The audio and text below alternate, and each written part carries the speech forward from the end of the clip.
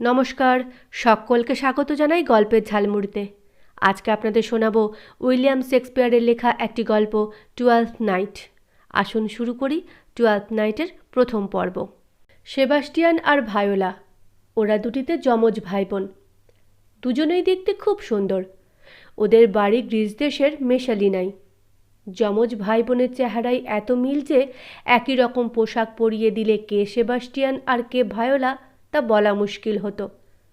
অল্প বয়সেই ওরা তাদের বাবা মাকে হারিয়েছিল। অন্য কোনো আপনজন না থাকায় ওরা একে অন্যকে খুব ভালোবাসত। একজন আরেকজনকে কিছুক্ষণ দেখতে না পেলেই অস্থির হয়ে উঠত। এই কাহিনীর যখন শুরু, তখন ভাই বোন সবে কৈশোর পেরিয়ে যৌবনের পথে পা দিয়েছে। ওরা বেরিয়ে পড়েছে সমুদ্রযাত্রায়। গন্তব্যস্থল ইলিরিয়া। যখন জাহাজ ইলিরিয়ার উপকূলের কাছাকাছি এসে পড়ল, তখন হঠাৎ প্রচণ্ড ঝড় যেন ক্রুদ্ধ দানবের মতো ঝাঁপিয়ে পড়ল সাগরের দিকে। ঝড়ের আক্রমণে সমুদ্র যেন উন্মাদ হয়ে উঠল। সাগরের ঢেউগুলো হয়ে উঠল পাহাড়ের মতো উঁচু। জাহাজের পাল ছিঁড়ল, হাল ভাঙল। পাহাড় প্রমাণ ঢেউগুলো জাহাজখানাকে নিয়ে যেন লোফালোফি খেলতে শুরু করে দিল। ভেতরের অসহায় মানুষগুলোর যে অবস্থা হলো তা তো সহজেই অনুমান করা যায়। ক্যাপ্টেন প্রাণপণ চেষ্টা করেও জাহাজটিকে বাঁচাতে পারলেন না। জাহাজ ডুবল। বলতে গেলে তীরের কাছে এসেই ডুবল। কেননা দূরে ইলিরিয়ার তটরেখা অস্পষ্টভাবে দেখা যাচ্ছিল। অনেক নাবিক আর যাত্রী সাগরের জলে ডুবে মারা গেল। ক্যাপ্টেন আর কয়েকজন নাবিকের সঙ্গে একখানা ছোট নৌকায় উঠে পড়ে ভায়োলা কোনো রকমে প্রাণে বেঁচে তীরে এসে পৌঁছল। তীরে পৌঁছেই ভায়োলার প্রথম চিন্তা হলো ভাই সেবাস্টিয়ান সম্পর্কে। ভাই কি বেঁচে আছে? ক্যাপ্টেন তাকে আশ্বস্ত করে বললেন, যখন জাহাজখানা ভেঙে দুটুকরো হয়ে গেল, তখন দেখলাম আপনার ভাই একটা ভাঙা মাস্তুলের সঙ্গে নিজেকে বেঁধে ভেসে যাচ্ছেন। সাগরের ঢেউ হয়তো তাঁকেও তীরে এনে ফেলেছে। সেটা সম্ভব, হ্যাঁ, সেটা খুবই সম্ভব। ভগবানের দয়ায় তিনি হয়তো বেঁচেই আছেন। ভায়োলা তাকালো, দেখল অজানা দেশ ইলিরিয়াকে। এখানেই আসছিল তারা ভাই বোনে। সে এলো ঠিকই, কিন্তু কিভাবে এলো?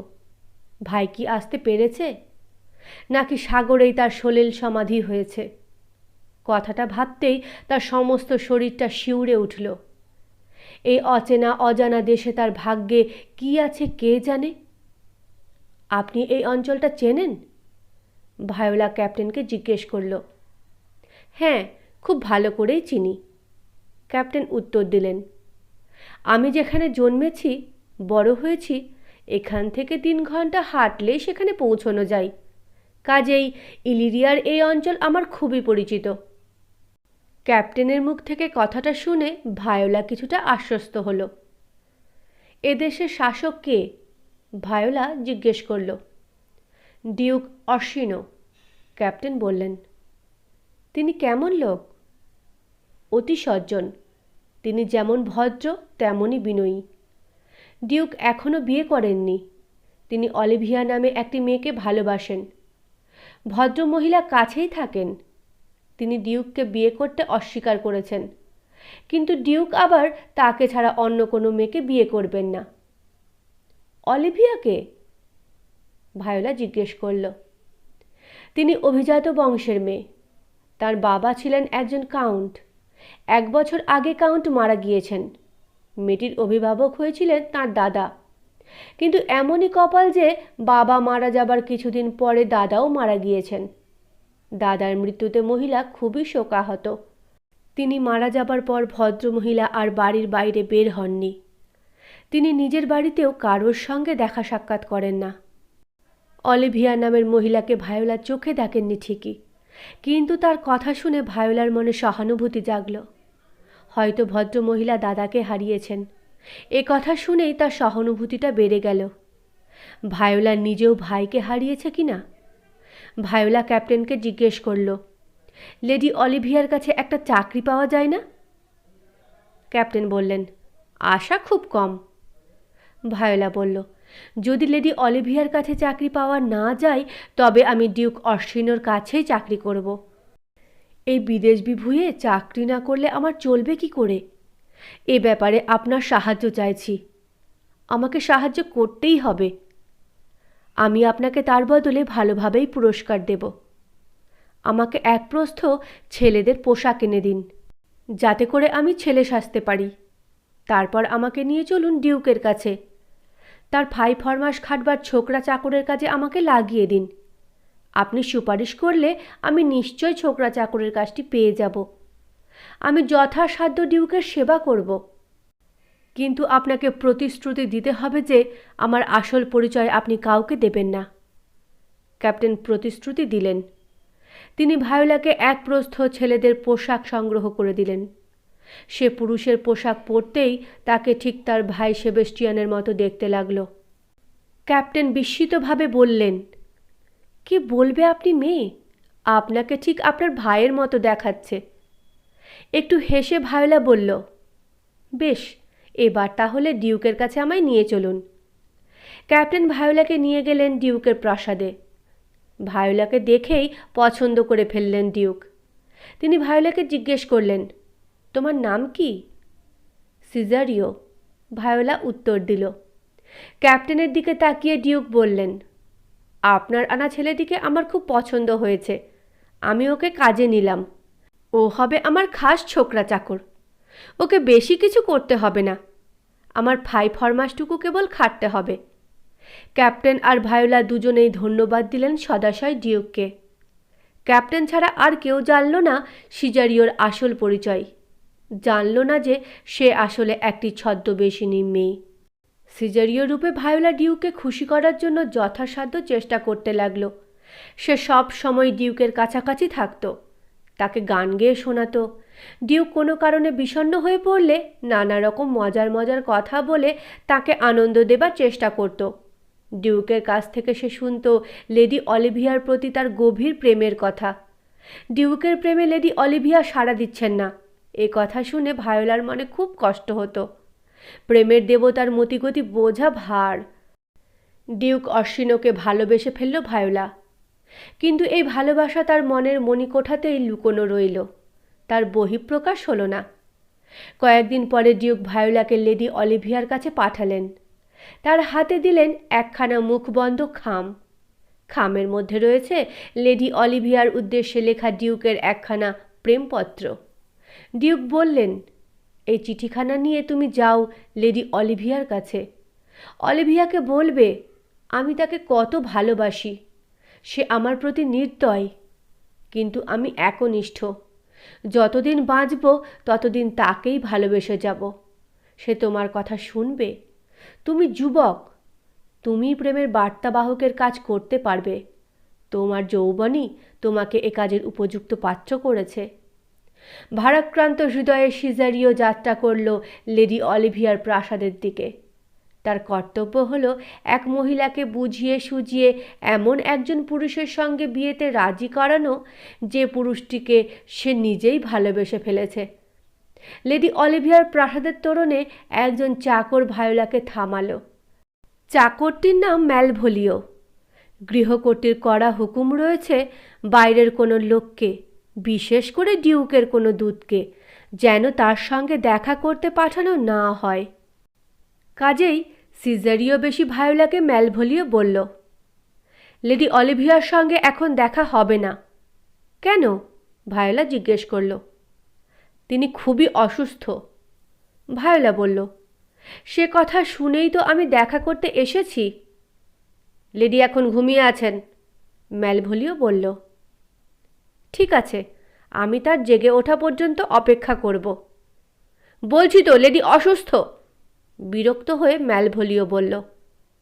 আমি তার একটু সুস্থ হওয়া পর্যন্তই না হয় অপেক্ষা করব। ভায়োলার কেমন জেদ চেপে গেল। সে ঠিক করল যেভাবেই হোক লেডি অলিভিয়ার সঙ্গে দেখা করতেই হবে। ডিউক তাকে দেখা করতে বলেছেন, তার আদেশ অবশ্যই পালন করতে হবে। তাছাড়া ভায়োলা দেখতে চাই অলিভিয়ার মধ্যে এমন কী রূপগুণ রয়েছে যার জন্য ডিউক তাঁর দিকে এতখানি আকৃষ্ট হয়েছেন। ভায়োলাকে নাছোড়বান্দা দেখে ম্যালভোলিও চলল গৃহকর্ত্রীর কাছে। যাবার আগে ভায়োলাকে বলল, কর্ত্রী যদি অনুমতি দেন তবেই আপনাকে তার কাছে নিয়ে যেতে পারবো। ঠিক আছে, আমি অপেক্ষা করছি। ম্যালভোলিও লেডি অলিভিয়ার কাছে এসে বলল, ডিউকের একজন দূত আপনার সঙ্গে দেখা করতে চাই। সে ডিউকের কাছ থেকে একখানা চিঠি নিয়ে এসেছে। অলিভিয়া বিরক্ত হয়ে বললেন, বলেছি তো আমি ডিউকের কোনো দূতের সঙ্গে দেখা করব না, তাকে চলে যেতে বলো। বলেছি, কিন্তু লোকটা কিছুতেই যাবে না। একটু অবাক হয়ে অলিভিয়া বললেন, লোকটা কীরকম বলতে পারো? এরকম নাছোড়বান্দা দূত তো সচরাচর দেখা যায় না। ম্যালভোলিও বলল, দূতটাকে লোক না বলে ছেলে বললেই বোধহয় ভালো হয়। এ কিশোরও নয়, আবার যুবকও নয়, ছেলেটা সবে কৈশোর পেরিয়েছে। আরও অবাক হলেন লেডি অলিভিয়া এবং জিজ্ঞেস করলেন, ছেলেটা দেখতে কী রকম? ম্যালভোলিও বলল, আজ্ঞে দেখতে খুব সুন্দর। হ্যাঁ, খুবই সুন্দর বলতে হবে। অলিভিয়ার কৌতূহল হলো। তিনি ভাবলেন, দেখাই যাক না সুন্দর দূতটিকে। ডিউক অর্শিনো এরকম সুন্দর দূত পেলেন কোথায়? মুখের উপর ওড়না টেনে দিয়ে অলিভিয়া বললেন, আচ্ছা, ডিউকের দূতকে নিয়ে এসো এখানে। একটু পরেই ম্যালভোলিওর সঙ্গে সিজারিও বেশি ভায়োলা অলিভিয়ার খাস কামরায় ঢুকল। ঘরে অলিভিয়া একলা ছিলেন না। পরিচারিকাদের মাঝখানে ওড়নায় মুখ ঢেকে বসেছিলেন তিনি। আপনাদের মধ্যে কে লেডি অলিভিয়া? ভায়োলা জিজ্ঞেস করল। তার জন্য আমি একটা সুন্দর ভাষণ মুখস্থ করে এসেছি। অন্য কাউকে শুনিয়ে আমি ওরকম সুন্দর ভাষণটি নষ্ট করতে চাই না। অলিভিয়াকে হাসতে হলো। তিনি বললেন, আমি লেডি অলিভিয়া, আপনার বক্তব্য বলতে পারেন। ভায়োলা বলল, অনুগ্রহ করে আপনার সহচরীদের এখান থেকে চলে যেতে বলুন। কেন? অলিভিয়া প্রশ্ন করলেন। কেননা আমার ভাষণটি একান্তভাবে আপনারই উদ্দেশ্যে। কেবল আপনিই তা শুনতে পারেন, আপনার সহচরীরা নন। লেডি অলিভিয়ার ইঙ্গিতে সহচরীরা ঘর ছেড়ে চলে গেলেন। হঠাৎ এই সুদর্শন দূতটিকে ভালো লেগে গেল অলিভিয়ার।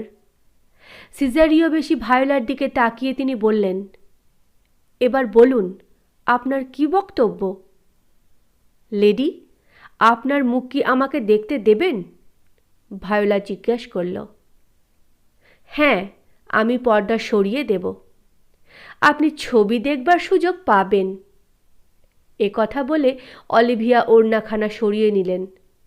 তারপর বললেন, ছবিখানা সুন্দর নয়?